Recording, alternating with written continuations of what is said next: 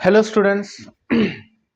Vector अपन ने introductory part देखे थे वेक्टर का, तो सबने पढ़ लिया अच्छे से। नल वेक्टर, उसके बाद में यूनिट वेक्टर देखा था और पोजीशन वेक्टर। तो अब इसके बाद में हम लोग वेक्टर एडिशंस के ऊपर आते हैं कि वेक्टर में एडिशन जब अपन करेंगे तो किस तरीके से करते हैं। तो ऑब्वियसली एक चीज तो अपन ने देखा था कि अगर दो वेक्टर्स आपके सेम डायरेक्शन में हैं तो उसकी एडिशन होगी। अपोजिट डायरेक्शन में 180 डिग्री आउट ऑफ फेस है तो वहां पे सब्ट्रैक्शन होगी। क्या होगा अगर हमारे पास में दो वेक्टर इस तरीके से हैं, एक वेक्टर है और एक दूसरा वेक्टर है। तो अब सबसे पहली चीज एक ध्यान में रखना, ये जो पॉइंट होता है इसको टेल बोलते हैं बेटा, दिस इज टेल। तो इन दोनों के बीच में जैसे ये ए बार वेक्टर है, ये बी बार वेक्टर है, तो इन दोनों के बीच में एंगल अगर फाइंड आउट करना है तो इन दोनों के टेल को हमें ज्वाइन करना होगा, ये टेल और ये टेल। तो उस टाइम में ये दोनों के बीच का एंगल हम लोगों को थीटा मिल जाएगा। ये बात ध्यान में रखें।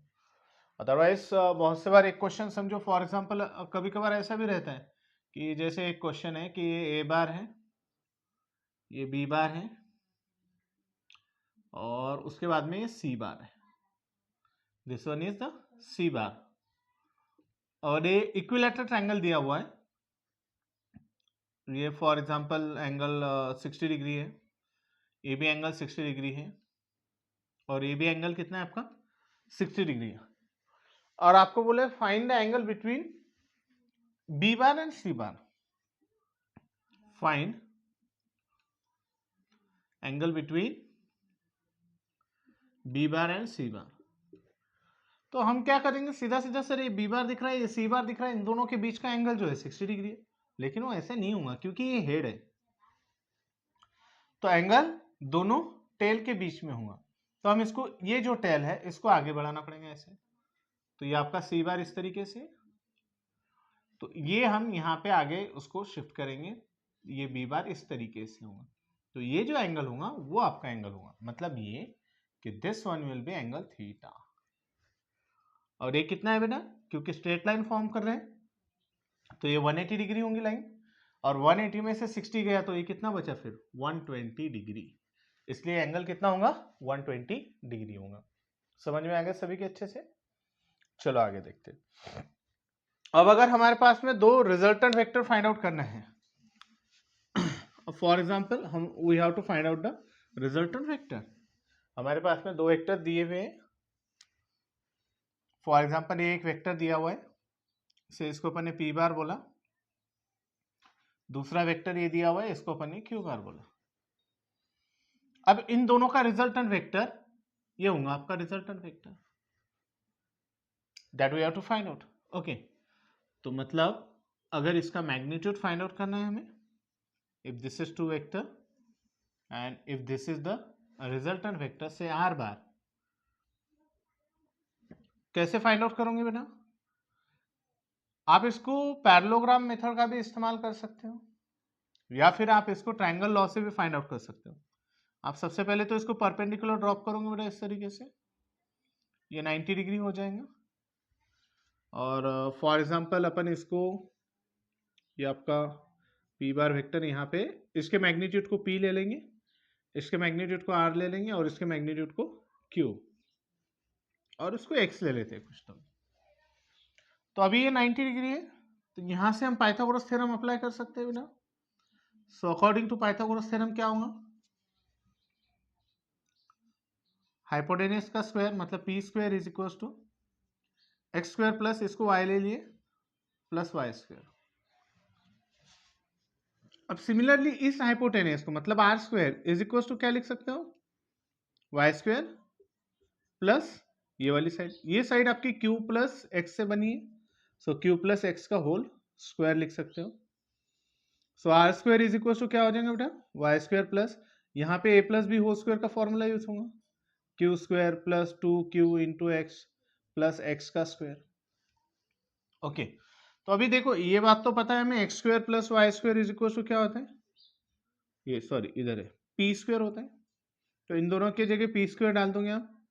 सो R square is equal to P square plus Q square plus 2qx।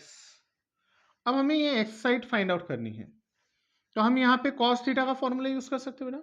क्या फॉर्मूला है cos थीटा का? cos theta is equal two adjacent मतलब ये x अपॉन हाइपोटेनियस। हाइपोटेनियस मतलब क्या है मेरा? p है। तो x इज इक्वल टू क्या हो जाएगा? p cos theta. तो अब जहां पे x दिख रहा है उसकी जगह हम ये वैल्यू डाल सकते हैं। So R square will be is equal to क्या हो जाएगा बेटा? P square plus Q square plus 2pq cos theta. तो ये फॉर्मूला आपका हो गया रिजल्टेंट वेक्टर के लिए। मतलब मैग्नीट्यूड अगर फाइंड आउट करना है रिजल्टेंट वेक्टर का, r इज इक्वल टू यहाँ पे आर स्क्वायर है, स्क्वायर रूट ले लोगे आप, P square plus Q square plus 2pq cos theta. That will be the formula for the magnitude of resultant vector. इसके जरिए से आप रिजल्टेंट वेक्टर फाइंड आउट कर सकते हो। क्लियर है? सभी के समझ में आ गया? बढ़िया सा, वेरी गुड। इसी को हम पैरेललोग्राम लॉ से भी कर सकते हैं कि अगर हम उसको पैरेललोग्राम कंसीडर कर रहे हैं, इधर से एक साइड निकाली, इधर से एक साइड निकाली, है ना, तब भी हम कर सकते हैं। जैसे फॉर एग्जांपल ये जैसे यहाँ पे ऑप्टिक्स एंगल ऑब्वियसली तैयार हो गया था, अगर ये ऐसा वेक्टर होता लाइक दिस, समझो ये p बार है, ये q बार है, ओके। तो इसके लिए क्या करते थे अपन? पैरेललोग्राम का यूज करते थे। यहाँ पे q बार लेते थे और ये पैरेललोग्राम के दूसरी साइड p बार कंसीडर करते थे, फिर यहाँ पे परपेंडिकुलर यहाँ पे ड्रॉ करते थे। बाकी सारी मेथड ऐसी करके वैसे हम कर सकते हैं। एंड ऑफ द डे हमें ध्यान में रखना है ये चीज, r is equal to under root of p square plus Q square plus 2pq cos theta. ये किसके लिए रहेगा? Resultant vector r bar is equal to a bar plus b bar. वहीं पे अगर हमारे पास में r bar equal to a bar minus b bar अगर होगा, मतलब अगर उसके सब्ट्रैक्शन कब होंगे? जब भी ऑब्ट्यूज एंगल क्रिएट होगा। Is that clear? तो उस टाइम में हम क्या करेंगे बेटा इसको? जैसे फॉर एग्जांपल इधर अगर देखोगे तो ये टोटल थीटा अगर लेना है तो ये 180 माइनस थीटा ले सकते हैं अपन यहाँ, ओके। तो उस टाइम में आपका ये क्या हो जाएगा? नेगेटिव हो जाएगा। So a bar minus b bar is equal to under root of, उसके लिए फॉर्मूला हो जाएगा P square plus Q square minus 2pq cos theta. इन दो वैल्यूज के ऊपर कोई भी डिफरेंस नहीं होगा, it will be same as it is. कोई दिक्कत है? सभी को समझ में आ गया बेटा? चलो वेरी गुड। तो अगला आपका इसमें कोई भी डाउट्स है तो प्लीज कमेंट कर दीजिए, और हमारे इस वीडियो को लाइक करके सब्सक्राइब करना जरूर मत भूलिए। Thank you.